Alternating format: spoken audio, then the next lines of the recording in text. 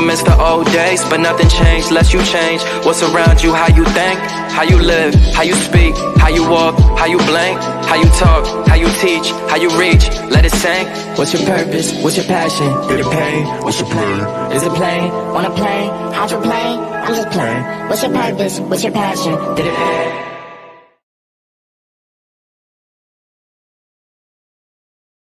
What's up? All right. I see. I don't think I jumped it this time. I might have been talking a little bit, but it's always one constant thing being said. But once again, you are now plugged in with Molly and Joe, the Mental Warriors. Clap it up, clap it up, clap it up, clap it up, clap it up, clap it up. We are still here. Yes.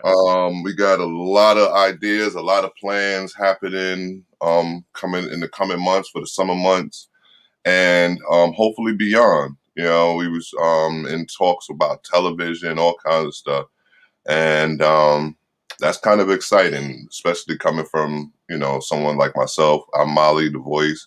That's my man Joe, Words by Joe.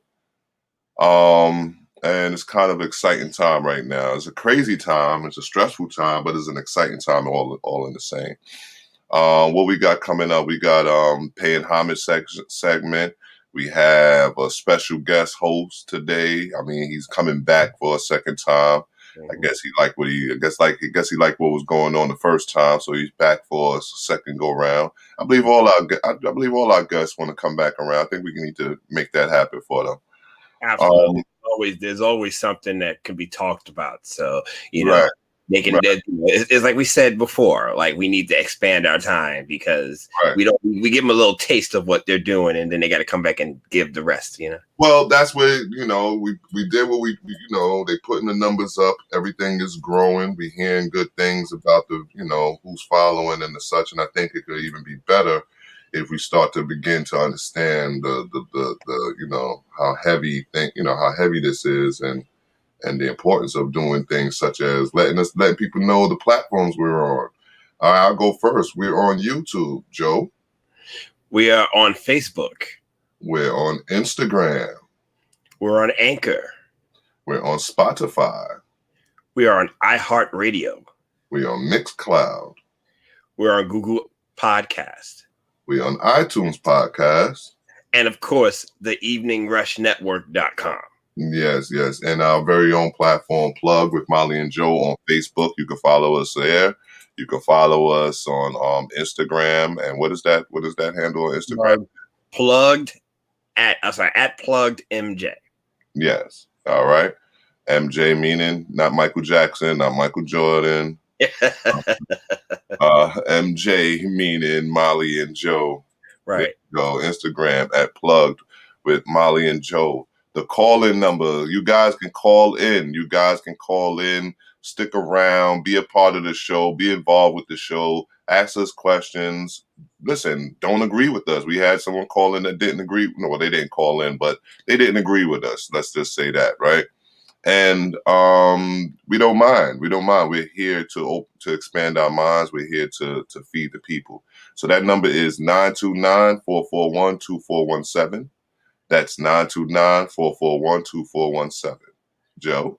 Yes, give us a little challenge. We're looking forward to it. It's great for us to feed you this information, but it's also great when we can have discussion about the information. That's how we really know that you're out there listening. So continue to support us on the networks and also call in because we like a little back and forth sometimes, right?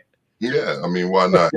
Maybe during the week, if we got time, we could, take it to the Facebooks and to the social media platforms and see what our people is talking about. Check out our old shows. Check out, we got about 11 to 12 of them. Check them out. There's different topics. There's different vibes. There's different views in the majority of them. So check us out. All right. So what we're going to do, we're going to segue unless Joe have anything else to say as far as introductions. First and foremost, before we move on, I want to congratulate your New York Knicks for making the playoffs last night. Yeah. That's the first thing. Okay. I'm a hater, but I'm a humble hater. Okay. So congratulations. New York basketball is back in New York again. Yeah, I don't know how. These next couple of months going to be crazy. Yeah, yeah. Between New York and Brooklyn, yeah, it's gonna be a Yeah, lot. It's it's gonna be a gonna lot be of fun. swag. It's gonna be a lot of swag going on. You know, Yes. that Brooklyn swag, that New York swag. Listen, listen. I love being a Knicks fan. What's funny is I love being a Knicks fan based on the fact that it did bring the boroughs together. I'm a man of unity. You know what I'm saying? So if you was from Uptown, if you was from Harlem, if you was from Bronx, if you was from Queens, we all shared in one thing. We was all Knicks fans. You That's understand? right. Listen, I grew up, like I said, most of my friends are Knicks fans, so I had to live with that arrogant behavior during the months of May to June, April to June Right. every year. So I get it. Mhm. And it's like it's coming back again. So I'm ready for it this time now that I'm older. So See, I, I you know, don't. I can I'm participate in Brooklyn born, raised. I read Brooklyn, BK to the fullest, Biggie, baby, all it. that. You know what I mean? Jay-Z, Empire State of Mind, all that. I love Brooklyn, but Brooklyn as a team, listen, trust me, they don't want no other borough rooting for them. They That's don't right. want so, and that's just the Brooklyn way, man. We'll talk about that one day, but that's just the Brooklyn swag, man. We don't want nobody in on our stuff. You know what I'm saying? So that's Absolutely. why I'm a Knicks fan. I like the unity about it. You know what I mean? Brooklyn is a little segregated. You know what I mean? But first, what we're gonna do is we're gonna do what we always do when we open up the show. Besides the introductions and the such, we're gonna pay homage, pay homage, pay homage, Homage, pay homage. homage. Ashe, Ashe, Yes, Ashe. sir. And Joe, as usual, you up first, brother. Well, this is a very special day today because my ancestor is still alive that I'm paying homage to. It's also his birthday. The Mhm. legend, the man, the myth, not really a myth, but he's real. Stevie Wonder, Stevelyn Morris Judkins, Hardaway Judkins. That's who he was born as, an American singer, songwriter, musician, and record producer. A Mhm. prominent, also as activist as well. Mhm. Prominent figure in popular music during the second half of the 20th century. Okay. Also one of the most successful songwriters and musicians of all time. I believe it's 25 Grammys. Yeah, I think And I believe, if I'm not mistaken, 25 Grammys as far for the most for a male singer. I think Michael Jackson might be the second, but Stevie is the first. So listen, I can remember I used to work for this company downtown as for summer youth one year. And the first album I heard by Stevie's was Songs in the Key of Life. So that was, I Wish, Sir Duke, Pastime Paradise. And the guy is playing it. So I'm like, this is awesome. Like, I need this album. So he made a tape for me back in the days when we had Walkmans, So I had my big yellow Sony Walkman and I playing it, and I must have wore that tape to the bone, But that was my first encounter. And then I got to see Stevie about 6-7 years ago when he was doing the Songs in the Key of Life tour at Barclays. So that was one of my first events at the Barclays. So, my circle of life is complete when it comes to Stevie Wonder. So that was just an amazing experience for me, And Ashe to Stevie, continue. Maybe Yeah. one day I'll join you in Ghana. I don't know. Stevie is a special. I mean, we ain't speak about the fact that the man is blind, right? No. That's not even that's not even something that's a prominent fact about him. When it comes down to his history, because of everything he has done. But my and it's not the ancestor, but who I'm paying homage to at this moment will go down as one of the ancestors who began the movement of our time, the movement that we were able to experience in our time, and that's Colin Kaepernick. And that brother right there, man, Colin Rand Kaepernick, is an American civil rights activist and former football quarterback.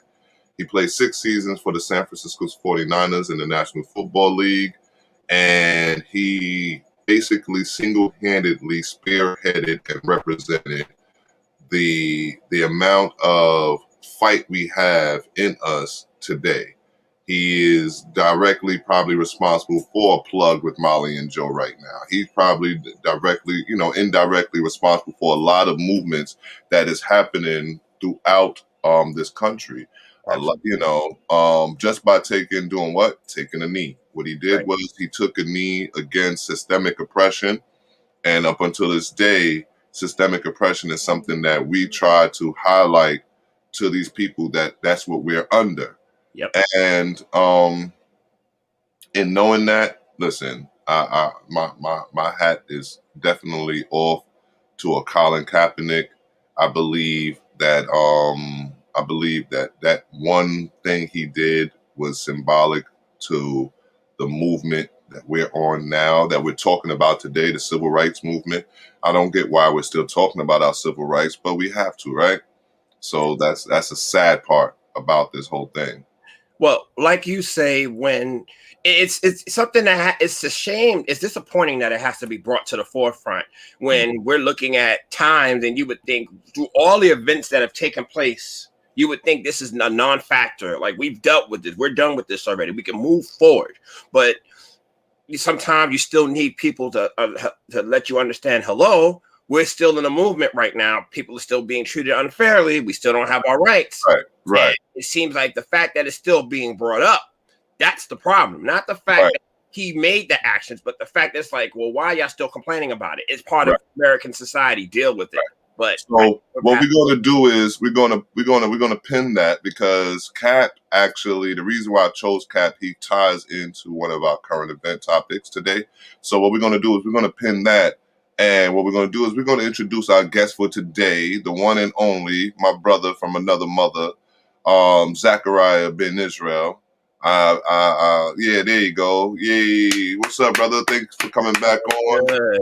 I don't know. I pulled you in just to get just some other energy. You know what I'm saying? And I'm just glad that you was ready, willing, and able to jump on at a minute's notice, because I just, like I said, things, there's a lot going on this side of town. The brother passed and all that other stuff, and you know what I mean. So there's so much going on. So I don't know. Maybe I just needed some California sunshine or something, brother. You know what I mean? California soul. Yeah, some California soul. Yeah. Anytime, and literally a minute's notice. That's all you need. All right, brother. Thank you, man. So what we're going to do is we're going to just jump right in, because everybody know who you is. If they don't, y'all could go to the episode. We'll let you know what episode he was in, and you could go to that episode and you could hear all about who this brother is. Very good brother. His family has been part of a fight for generations now, literally for generations. And if you want to hear his story, you could check out our show. I'll let you know what episode that was. But what we're going to do is we're going to move on to current events today. And the first topic in the current events side is Tim Tebow being signed to the NFL. Re-signed. It's Tebow time again. Oh boy. Oh my God. Is it 11? It's like it turns back a whole decade. Like, really? Are we gonna mention why he was dropped in the first place? I mean, listen, I don't know, man. But he was a quarterback then, so his quarterback has a tight end. So he was a quarterback / running back. They didn't know what to draft him as, because he could be a running back or a quarterback. So. Right. So my first thing I want to throw at you guys can speak to it. Is this a symbol of white privilege, or they're just giving a guy another chance? Go ahead. Yeah, you can tell by my sigh. I personally feel Tim Tebow is 33, 34 years old. He hasn't played in the NFL for 8 years. He was on the Mets for 5 years. He was a commentator for college football. He hasn't really been involved in the NFL for the last 8 years. So what do you see in a Tim Tebow right now when you have so many other players, younger players that are coming in that may do a lot more? People connected to his, with Urban Meyer when he was in Florida, who was the head coach of Jacksonville, the team that signed him, which I get it. You want to give the brother a shot, but there are so many other players that are still free agents this year that have not been picked up yet, and that can use the opportunity, and they're younger than Tebow. So when you look at Tim Tebow, it definitely, I won't say it's white privilege, but I'll definitely say it's privilege. It's definitely privilege. Knowing the right person, knowing your old head coach and making something work. Maybe he's trying to get Tim Tebow into coaching. You don't know. Maybe this could be the step to to see where he is and his mindset. Okay. But maybe, but at the same time, like we talked about, you can look at a Colin Kaepernick and realize, well, how come he hasn't gotten an offer? We understand with Tebow, there's no drama behind him, but at the same time, now you've opened up Pandora's box. You said, okay, well, if you can sign Tim Tebow, you can definitely look at a Colin Kaepernick and say, right. So, Zachariah, what you think? I'm gonna be the guy to dig a little deeper, maybe too deep sometimes into these issues. But I'm not gonna pretend to be, this football analyst or know much about it, because to be honest, I've been turned off by, mainstream sports for some years now, and that's because of the politics behind it. Mm-hmm. We talked about how World Series were fixed way back in the days. I mean, that's everything. NBA, NFL, you name it. You know what I'm saying? Because the people that pull these strings, even went back to when, my man from Golden State slipped in the sweat spot. Mm-hmm. And there was a big conspiracy theory about, well, they left that there on purpose, you know what I mean, to change the whole momentum of the game. So I think this, just like we have going on in society by these puppet masters that are pulling the strings behind the scenes, I think the same thing is going on here. And it's less white privilege and more about what type of money that his image alone will bring to the sport. Yes. You know what I mean? And it's the commercialization of that type of person or whatever. And yeah, it's because he's white. That's not being swept under the rug. You know what I mean? But whereas, Cap, you try to bring Cap back in, it's going to create this whole controversial thing that people like, the guys that run the NFL and the owners and all these, big head elites, I wouldn't even call them real true elites, but the big head in entertainment. Right. Because you brought Cap name up, and that's why I'm gonna cap it off for both of you guys. Cap it off for both of you guys. So because the next point brings in Cap, right? So what I'm gonna say to it real quick and just to nutshell it, you guys are absolutely right. I think it's just a matter of privilege. If it's a matter of white privilege, man. If you don't want to put a color to it, you ain't got to put a color to it. But it's a privilege of one of the elites. You know what I mean? What they're willing to allow as acceptance into what they consider second chances and such. Colin Kaepernick, they might not be looking at that as the same thing, and that goes into the contrast between Tim Tebow and Colin Kaepernick's situation. So my thing is, there is no contrast. Tim Tebow wasn't chased out of the league based off of his views in life. Although some would think so, because remember, he was supposed to be this hard-earned Christian, and that might have been turning people off, all this other stuff. Some people were saying he was privileged then. Some people were saying he was privileged when he was first in the league because he was actually trash. You understand what I'm saying? So in him being trash, you know what I mean? They're like, okay, that was privileged way back when that could have been a roster spot for somebody else, right? And then so now you got Colin Kaepernick, who actually took a team to the Super Bowl, who actually has shown some signs of being a star. And because he took a stance on social injustices, he was actually kicked out. There is no contrast. You know what I mean? And yeah, I remember that Jay-Z was trying to get him back in. But I think, and personally, my thing is, and that goes to our next point, I think he was better off not going back. But that goes to my next point. But you guys, Joe, contrast between Tim Tebow and Colin Kaepernick. Is there any contrast? Is there any comparison? Is there comparison to where it shows the white privilege as opposed to what Colin Kaepernick was all about, being a black man going for his rights? I'm going to be very blunt with this, and I may sound a little negative when I say this. Tim Tebow, white. Colin Kaepernick, black. That's the difference. That's the only thing. That's the difference. That's it. I mean, you could put facts and figures behind it, but me personally, similar age, they brought to the sport. They have the same type of abilities. They're even similar in their style, their player style. Right. Reckless. Right. They both kind of have similar playing styles, but the only difference is one is for black causes and damn near brought the NFL down to its knees. And one is happy Christian. And the other gentleman is a Christian and not causing any drama. Right. And that's I agree with that. And it is about the white black, but it's more about what Colin Kaepernick stands for. One of our viewers said they both garbage. Yeah. He's talking about something that in the news is hot, like for the past years, you know what I mean?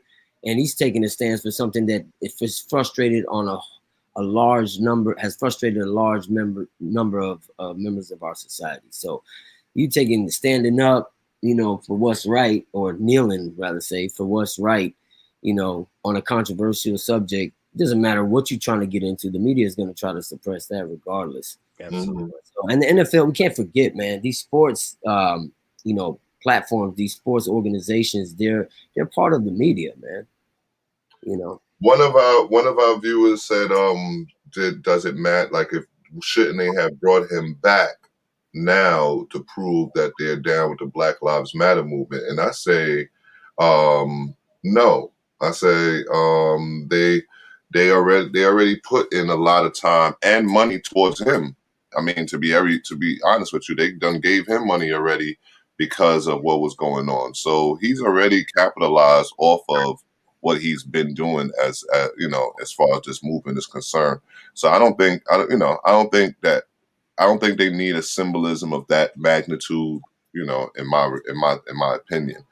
But that's now you go with regard to serving the cause, the Black Lives Matter movement, right? This is in regard to serving the cause. The Black Lives Matter movement, we usually make it go hand in hand. Cap, Black Lives Matter movement. Which holds more weight? Cap taking and continuing to take a stand, meaning what he's been doing, or his return to the NFL? So that goes with the viewers' question as well. Well, me personally, holding more weight is taking a stand for what's going on, because we haven't really seen any real justice in regards to what's happening. Right. So him taking a stand and continuing that legacy will mean a lot more at the end of the day. Yeah. Him coming back to the NFL will almost be like a sellout. Exactly. You're gonna lose. I feel like we sold out because there hasn't been anything done. There hasn't been any real change. Right. So in order, I feel that Cap should continue doing what he's doing, which he more than likely will, because the negative mind behind it will say, well, he doesn't want to play. He wants to be an activist now. Let him be an activist. Mm-hmm. They'll use that as an excuse to keep him out of the NFL. I mean, but what's wrong with that? I mean, who knows if his calling in life was to start out playing football to open the door for him to make bigger moves for the culture or for, in general, for us to take a step forward, because this is going to be a controversial point in history that's going to be talked about 50 years from now. Absolutely. Right. I mean, what's more important? You going down in history for making the most touchdown passes or, for actually creating a change in society, a positive change, right? And then if you get back in the NFL right now, then your whole integrity is questionable. What you just said. Right. You said it's like you sell out for a dollar, or because you love a sport that is run by some puppet masters that are constantly oppressing your people anyway. Mm-hmm. So what's more important? And guess what? You both hit it right out the park, because that's the reason why I even drew up this question in our production meeting is the fact that yes, Cap taking a stand and continuing to take a stand is what we need in this day and time. We do not need people going back to what is already a bad situation. The NFL has not done anything to stop systemic oppression, because they're part of the system that's oppressing us. You know what I mean? So therefore, why would they? You understand what I'm saying? Why, realistically, why would they? So their business also. Mm-hmm, right. So we're gonna go on to the next topic real quick. You know what I mean? Because it's current events. So Tim Tebow signed to the NFL. Good luck to you, brother. The gas line. I'm a conspiracy theorist, so I had to bring up the gas line situation. Is it return to normal, guys? What are we hearing? Is it return to normal now? Yeah, they're saying, well, what I just saw recently, maybe about an hour ago, is that they're saying that operations is back open on the line, but there's still a little supply and shortage. So, meaning that they've gotten control of the situation to an extent, but for, because the fact that it was out of line for a while, there's going to be a shortage until they can, get that back to where it was before. Okay, that's good. That's good to hear. What you saying, Zach? From the other side of the country, it's a little different, man, when, our current events are different to yours, man, what we see over here. And right now, there's electrical issues going on. Okay. So, fair enough. Like and then the fires. Yeah, right. What happened in Texas a while back when in February they left everybody in the cold. Talking about electricity outages. I think these are all precursors to what's going to happen in society. I think these are all steps on bringing us closer to real martial law. All right, so now hold on to those thoughts, because this goes into why I brought up the gas line situation, because it's all you come up with all the conspiracy theories and all this other stuff. So we say, is it returning?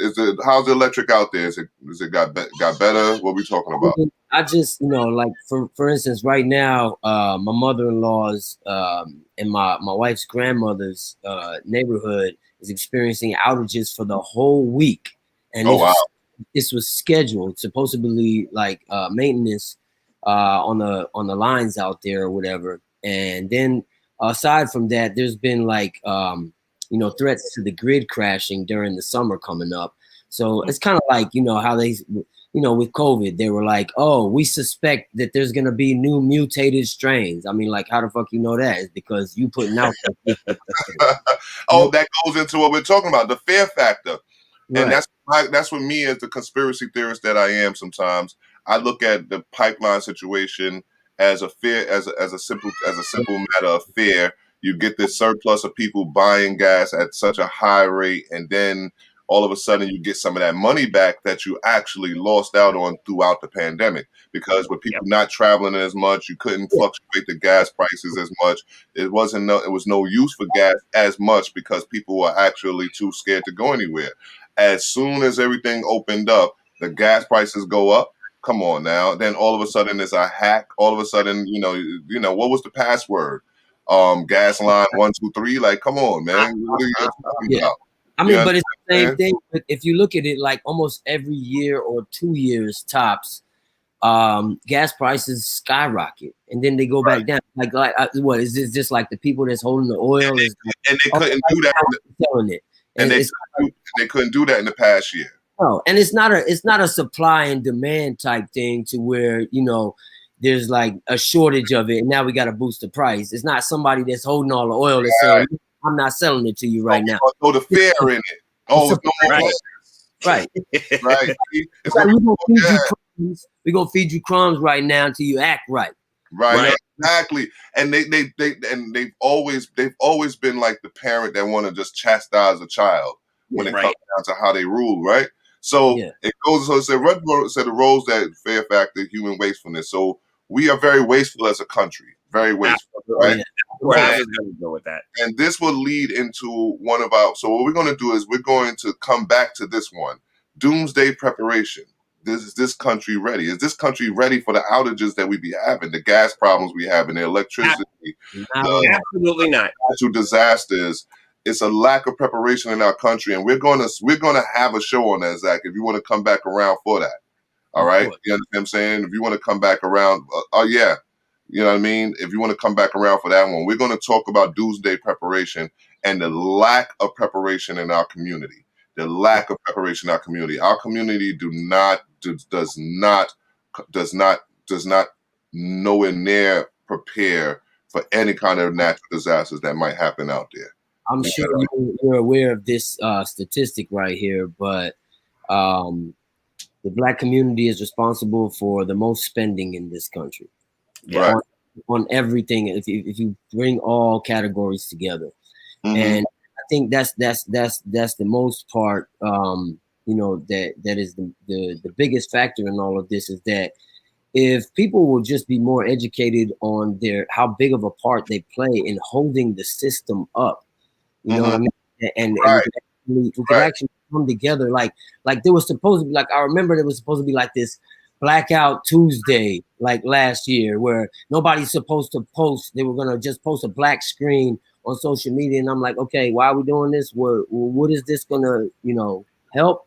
Like, if we do this for one day, and now our social media sees everybody posting a black screen all day for one day, so what? Like, what did that change? But there was another thing somebody posted, and it didn't catch like wildfire like that so-called movement did.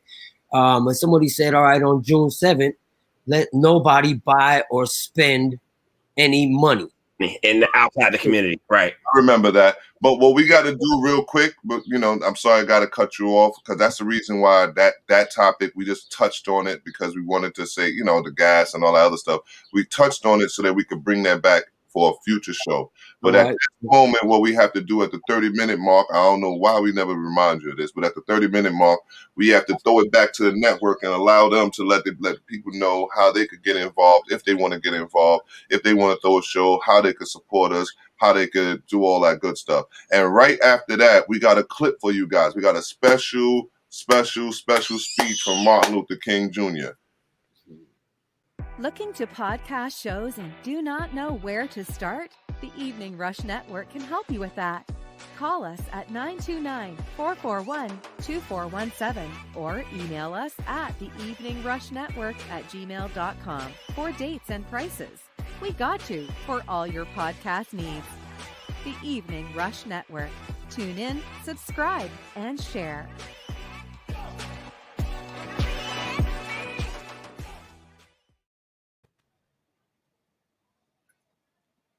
Always sponsored by Baller. That's our personal Baller, baby. Big Apple Leadership Academy for the Arts. But where is my clip? There we go. Mm-hmm. Big screen. Hold on, I can't hear it again.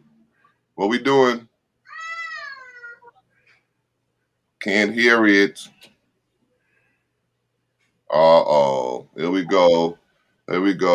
Technical difficulties. All right. So that clip was from one of my favorite shows, The Boondocks. It was a very funny clip. We thought that we could get that to you guys. But unfortunately we can't get that to you guys. We thought we fixed the glitch from the last show, but who knows? So we're just the monkeys in the cage. as they say, and we're ready for the clip. I heard we're ready for the hold on. To drive to that familiar beach house with familiar faces. There we go.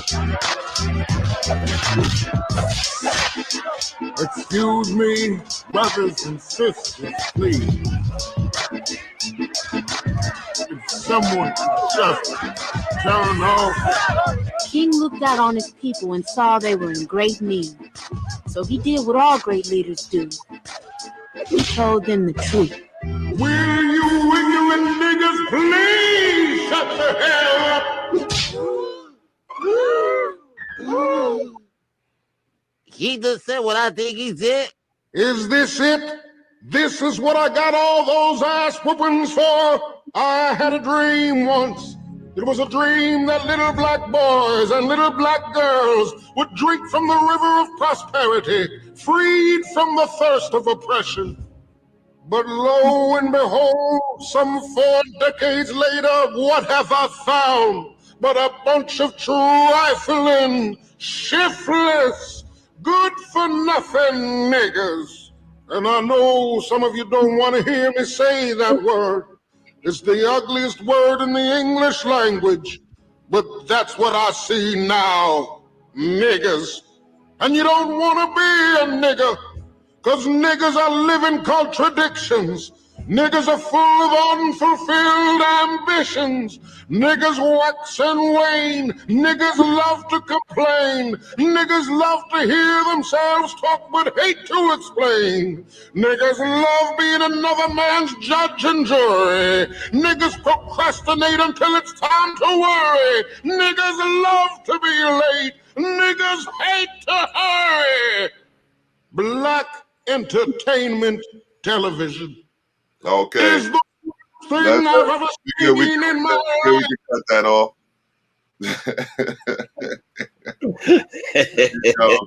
All right. So why show the clip, right? It goes into the topic of today, the clash of styles addressing our civil rights part 2. Martin Luther King, Malcolm X, very, very, very, very, very serious and important parts of our civil rights movements. They're probably on the Mount Rushmore of what it means, you know, what it is. Also remember, you can follow us on Instagram at plugged Molly and Joe. That's plugged MJ. You can catch us on Facebook. That's plugged with Molly and Joe, the Mental Warriors. But why show the clip? The clip goes into why we had a part 2, because we're going to speak today on what would a Martin Luther King Jr. or what would a Malcolm X think of us today in our journey, in our journeys towards getting equal rights or getting civil rights for that matter. Have we accomplished anything? Did their work accomplish anything? Why a part 2 to today? It's because it's needed. We need to understand everything that we could really come up with to try to combat what's happening to us. How accurately does this clip represent the issues facing the Black community today, Joe? When you look at the status of where we are as a community of people, Malcolm X once said, "You can't separate peace from freedom because no one can be at peace until they have freedom." We're not truly free. Maybe in a physical sense, but in the logical and in the educational sense, in the mental sense, we're not. The reason why we're not is because there's still a systemic unintellect for people. You know, it's almost like every 20 years, and we've talked about this before, every 20 years there's a new cycle of something that comes down to keep us in the state that we're in. Some people may break the mold when it comes to money. They may be financially free, but as far as the mass majority of, and I'm mostly speaking for minorities, we're not truly free because we're still a victim to the dollar. We're still a victim to the money that holds the value in today's society. Right. So I don't think they went through what they went through to see us where we are right now. That's why I truly think that there's it faces an issue in Black community because we're not where we need to be as a people yet. Right. We still perpetuate the same behaviors that they were talking about in that Boondock episode. And those behaviors were spoken about a prior group of people that they were speaking to. So if we could still relate that same message throughout the generations, throughout the decades after, it goes into what we're going to try to talk about today. Zach, what do you think? Does that clip show you what's happening in the community today? I mean, yeah, I like that show for a lot of reasons. They did talk about a lot of concepts and topics that are hot, and a lot of it is meant, like that clip particularly, to be enlightening. It was less of comedy at that point, which some people might sit at home and just don't get it and laugh, you know. And I think there's other deep thinkers or free thinkers, I should say, like myself. and like myself, they look at it and it was disturbing. Right, it was disturbing to see that it was so real, right? Yeah, and I'm not gonna stray too far for what the topic is, but did their work, is it actually having an effect on society today? Yes. They did not do any of what they did for nothing. You know, is it where we're supposed to be? Of course not. And you know, that's because there's something bigger. There's a machine behind this system that, you know, they have way more money. They're in control. They're pulling the strings. I always use the term puppet masters because what we see, what we hear, what we are influenced by, what we learn in school, everything is, you know, determined by this system. You know what I mean? By these puppet masters. So yeah, when we look at like, just for instance, the N-word, right? You know, I used to be a rapper, you know that. And I grew up in a city called Pasadena where everybody was called the N-word in my generation. And no matter what color you were, and that might seem strange to you guys living in Brooklyn or born and raised in Brooklyn, but that's how it was in my neighborhood. And so when I moved to New York, you know, certain people was uncomfortable with it. And you know, I recently stopped using the word when my father passed, not too long after he passed, because I feel like I was a contradiction to what my father taught me and what he stood for. Even heard me and friends using it, black and non-blacks, you know, using it in the house, and got on us and like, you would not use that word in my house. And I was young and stupid and rebellious, and I just thought that you don't understand, Dad. But I was uneducated. And when I started to realize that even I have black friends that say, hey man, you blacker than most people I know. And you know, just because I was accepted, but not realizing that being uneducated on how that makes certain people feel from different regions of the United States, that right there alone speaks to that clip. And I'm like, is it really a term of endearment, or is it something you're trying to hold on to make light of a bad situation and take power and control back? I don't think so. I think what in that clip, what he was doing was basically putting it in the terms of what it really is. It's like it's a difference between difference between myself and what they would call a nigga. Like, I mean, it could be any color and be that word, because absolutely. And it wasn't just for black people. It was an energy. It was a demeaning. It was used in a negative context. So when you compared with King and Malcolm, they were called those names because that's how people saw them. So for us in this generation and past generations to look at that word and say, oh, it's a good thing now, when it was originally, anybody who was thought to be called the N-word was in a negative context. Exactly. So you can't sit here and say that the N-word means something good. We know that it had a bad connotation to it. So even now, I still look at it because people are still using it in that content, in that context. They're not. It yes, you have some people that say, "Oh, it's good," but then that's part of the manipulation of the mind. So what I'll do is because I know you guys are going to touch on it still again. But I want to move along with the topic, because remember, this is the part 2 to Martin and Malcolm. So we saw a little something from Martin. We're not going to see nothing from Malcolm. But what we're going to do is I'm going to ask a question this is pointed directly to Zach Wright. No, matter of fact, we all can answer this in a way. I think you answered it last week. I think we did answer it, but we was rushing at that time. So maybe we can bring it back around a little bit, or maybe not. But my question is for Zachariah, especially as a person whose father fought alongside in Martin Luther King in his stance for civil rights activism and such. Being that we've had Martin Luther King, and in hindsight we got Malcolm X as well, and that's the balance, right? That's the two people we're talking about. What is your stance as an activist yourself, being raised by someone who stood with Martin Luther King, but you're in, you know, you know about Malcolm X? Yeah, I mean, my father, like I said, he met both of them, and he taught me a little bit about both of what both of them stood for. It just so happened that, you know, he couldn't really rock with the group that was rocking with Malcolm and have as an effect as he did, because you know, I'm gonna keep this really brief and get back on topic, but I didn't mention my father's name on that show I appeared on, and I feel like that was not a misrepresentation of who I am. And Herbert S. Mann was my father. He was also a spokesman for a Congregation of Racial Equality. So movements like that were more in alignment with what Martin stood for. he told me about both of what both of them stood for. And as I mentioned in that past episode, he was actually for what both methods, just depending on the situation. That's how he taught me and raised me, especially since he's seen what my generation was still facing after all those years of fighting, right? So what is your stance?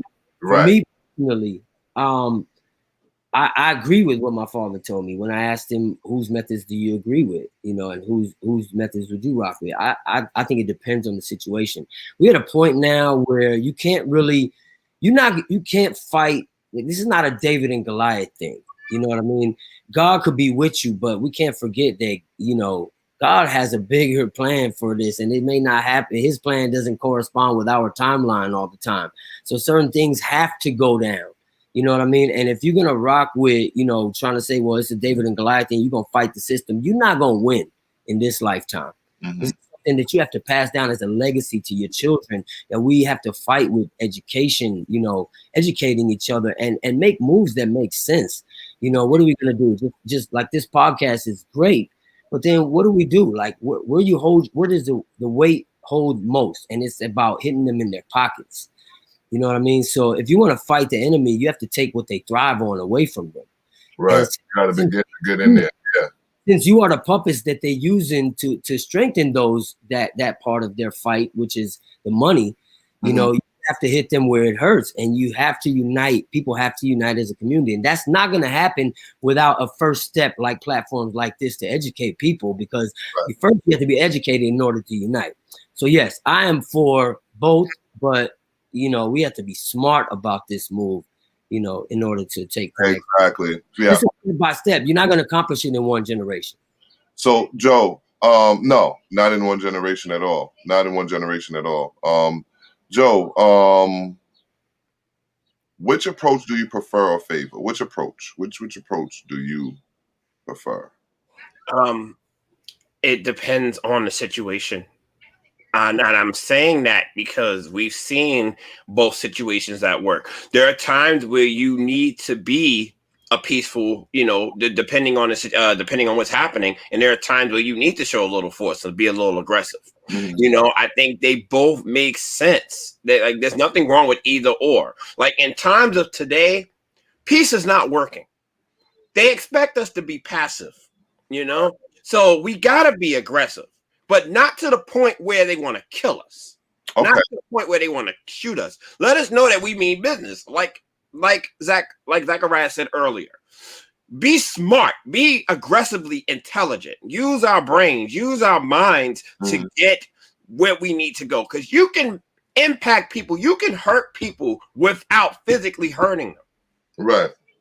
And let's say people were being smart, right? How could we fight them? Okay, you have to buy from them, right? You have to even get into businesses. They fluctuate, and the market fluctuates off of what we spend or what businesses that we run.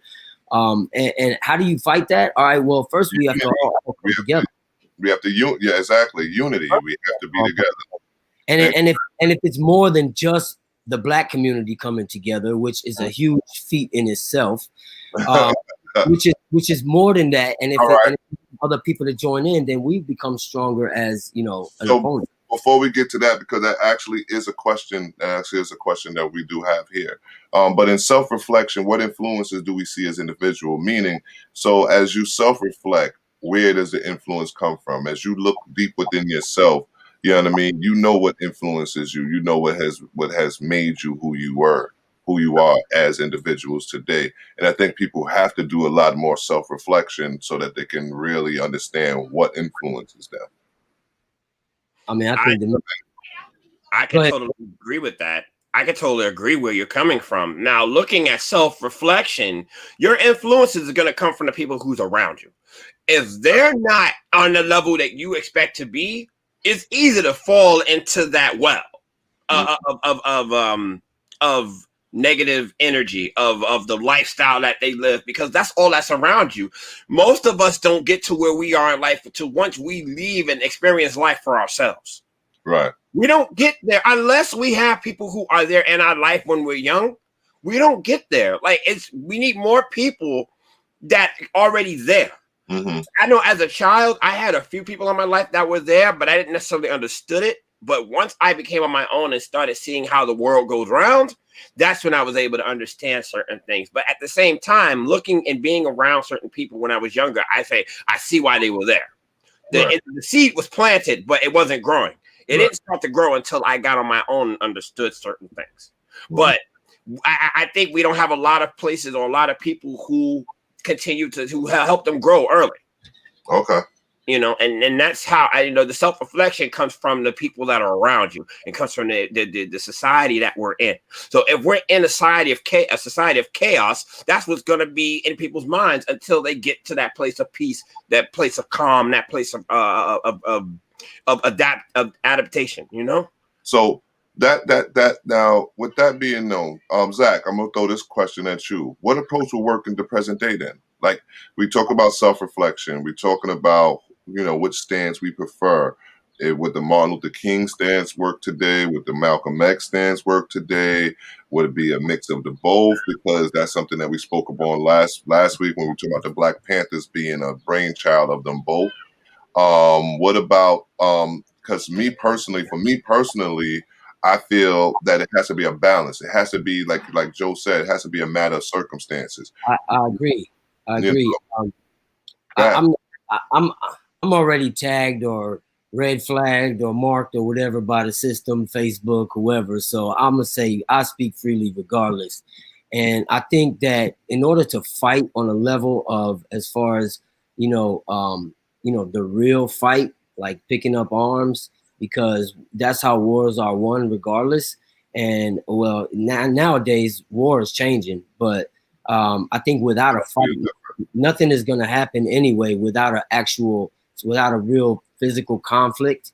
And will be lives lost. We know that, but that can't happen now because we won't win.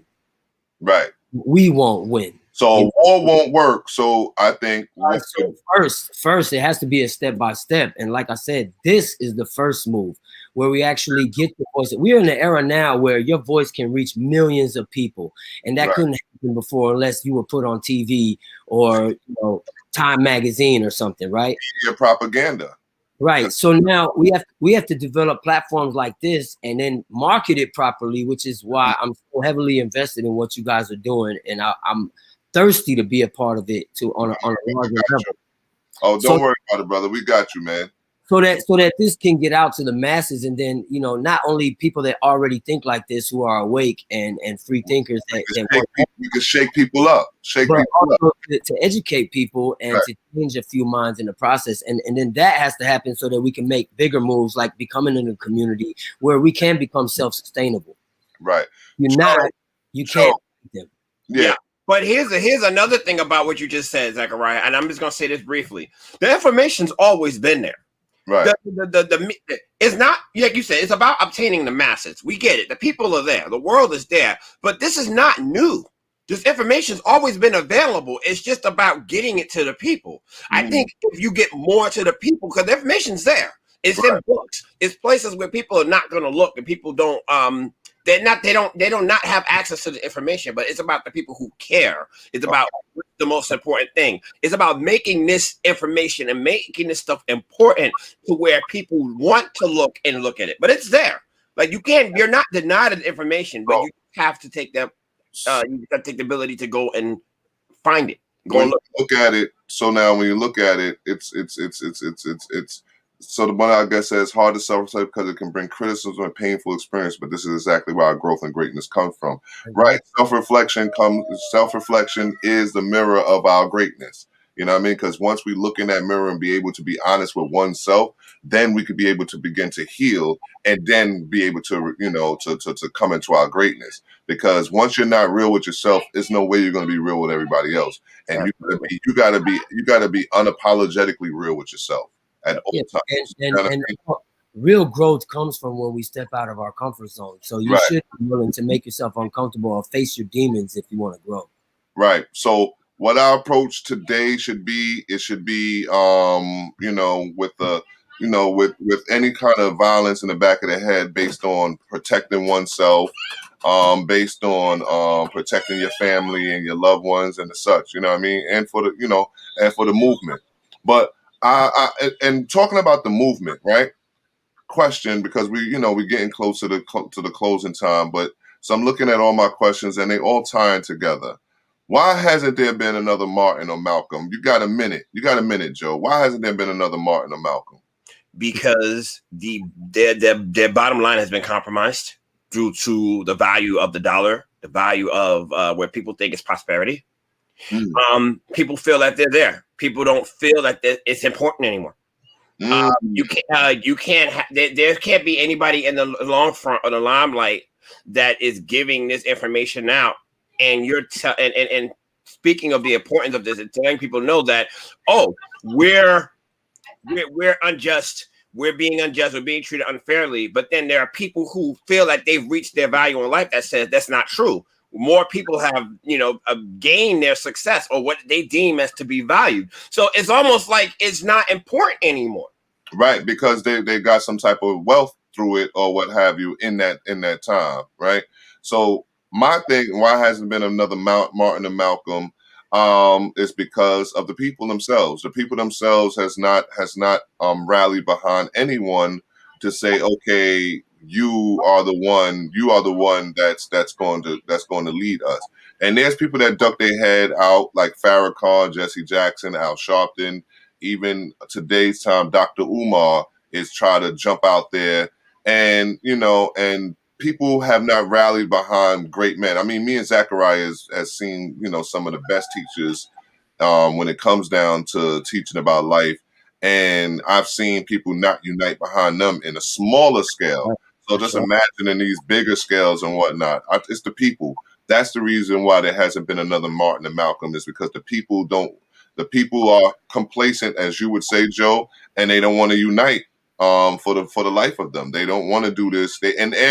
And they're so negative against other cultures. You know what I mean? It's like they like I said, in some ways people call it reverse racism, but yeah, we got complacent. So people what do you definitely gotten comfortable? Yes. What do you think? Why hasn't there been another Martin and Malcolm? Is it even possible? And then I want you to talk to, is it even possible to have I think there are, within the community, people like them. And I think there's not, because of, number one, what has happened to them.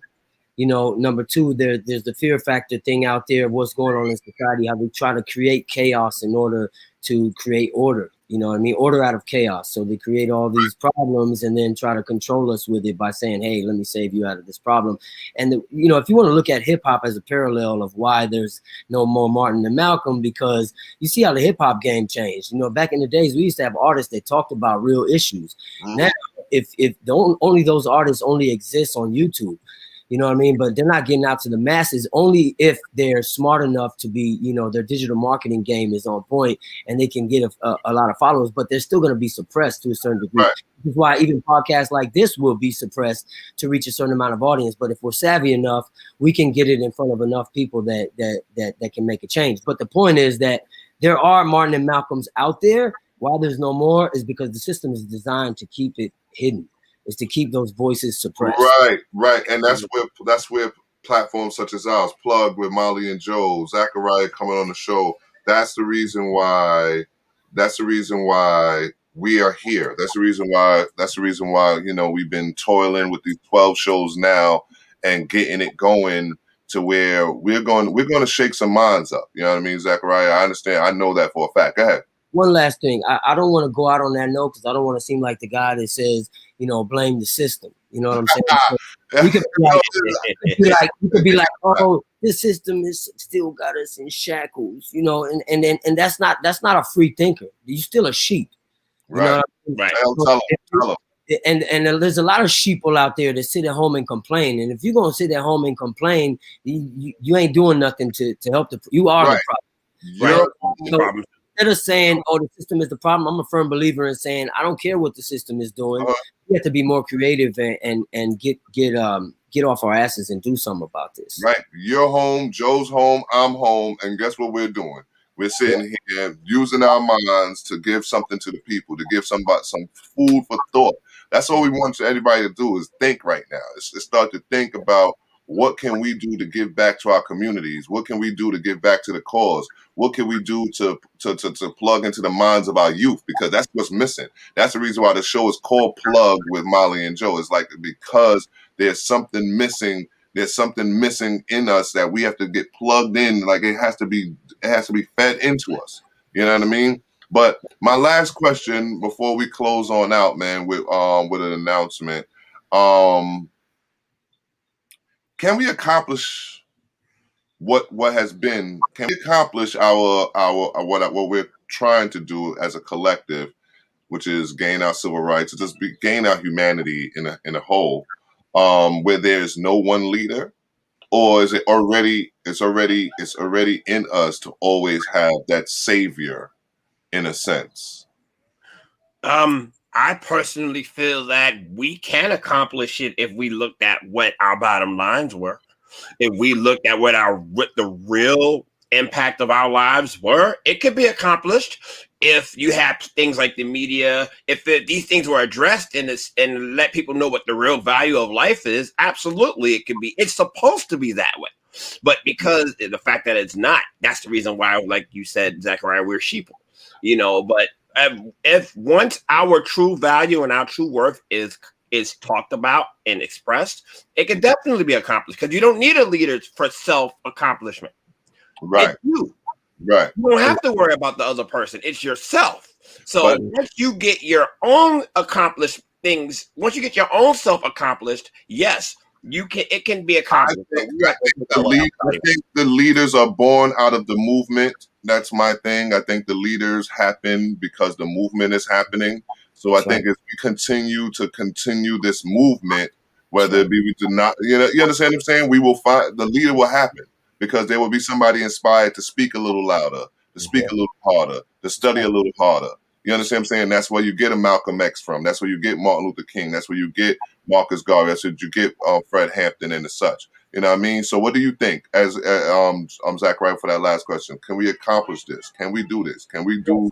Yes, but nothing good is easily attained in life, right? So I think the biggest part is, like, even if you talk about like, overnight successes, there's no such thing as an overnight success, because you didn't see the hard work that person put in up until the point where you started hearing about them. Right. You know what I mean? So we have to look at it in the same context. If you're going to make a change in society for something that's been, we're talking like, this is over, people think it's over 400 years. This is over 4,000 years in the making. Right. And if you want to talk about making a change, it's not going to happen in this generation. So we have to look at this realistically and say, what steps can we take in this generation? Because every success story has a step-by-step. If you think about only the end game, you will never be successful. You have to plot out the steps it takes to get.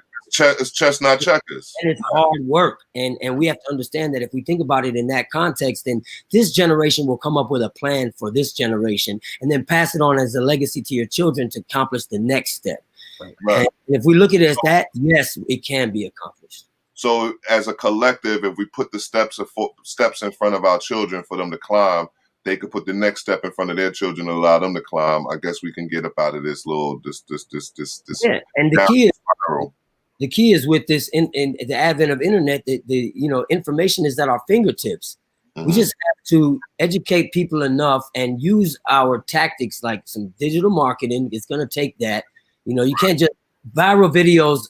Some of them happen like spontaneously, and others are plotted. You know what I mean? So we have to do that in a sense where we take steps to get the word out there to as many people as possible, and then tell them to do the same thing. Okay. Want to give a shout out to Ella Reese. She's from one of the shows on Everything Podcast Show on Fridays, I believe. Sean the Don, he's checking us out as usual. He has his own show as well, The Evening Rush, obviously. But as we close out, man, listen, we can accomplish anything together, man. I took a step back and let these two kings kick it about these topics that their hearts bleed about. I mean, it bleeds from my heart, but sometimes you hear me too much. So I like to kick back and allow these men to bring their fire and to bring their emotions. So what we're gonna do is we're gonna do one announcement real quick and then shut it down. All right, fellas. But Zachariah, appreciate you, man. My brother from another mother, man. Appreciate you. We're gonna get. We said this a long time ago. We was gonna do this. We didn't think it was gonna be in this form, but it's happening, and it's actually your spirit and your desire to work with us is what's going to allow us to do some big things in the future. I already see it right now. I believe that. I know Joe is all down for it. So what we're going to do is it's definitely sponsored by Baller. And what we got going on coming up, our very next event coming up is Ballin' Big at Baller. Extra point is good.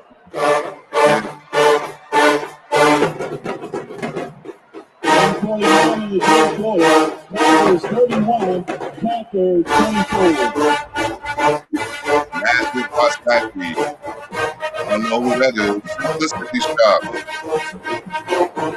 I don't know who that is. Papa Place Executive Chef. Big Apple Leadership Academy will have a table there as well. Nice. All righty. Looking forward to supporting. Yeah, that's our pop-up shop. I know you can't support it, Zachariah, but listen, someday we'll be, let's get big so that we can do that kind of stuff. Take flights and just be in each coast. Of course. Right? Of course. But definitely we are sponsored by Baller. Joe, any last words? This has been great. Like, we can continue on with this topic, but there'll be more opportunities for us to do that. So right. Let me explain to you guys what Baller means. It is Big Apple Leadership Academy for the Arts. The reason why I keep saying Baller is because I want it to be a household name just like that.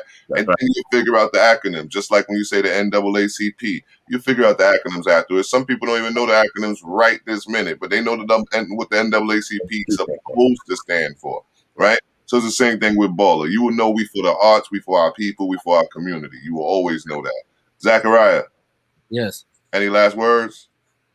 No, I just want to say that there's been a lot of people that are becoming so-called woke, but I think that we have to stop bombarding ourselves with how hard this movement is going to be, and talk about the small steps that we need to take to move forward. And all of them easy. The people that make the biggest excuses never accomplish anything. Or that let the smallest excuses get in the way, will never achieve big things. Exactly, brother. And that's true said, man. And with that, guys, man, we appreciate everybody for tuning in, chiming in. We appreciate the prayers. We are teaching donations. We do got a Cash App somewhere. Like I said, we're so modest about what we're doing here, man, that we probably take for granted the platform that we're on. But we're sponsored by Baller, Big Apple Leadership Academy for the Arts. Support the Cash App. That's 347-859-2226. Hosted by Molly and Joe. Call in. Oh, forgot to tell them to call in a lot. Call in next time. 929-441-2417. And with that, guys, we are out. We appreciate everyone. Peace. Peace.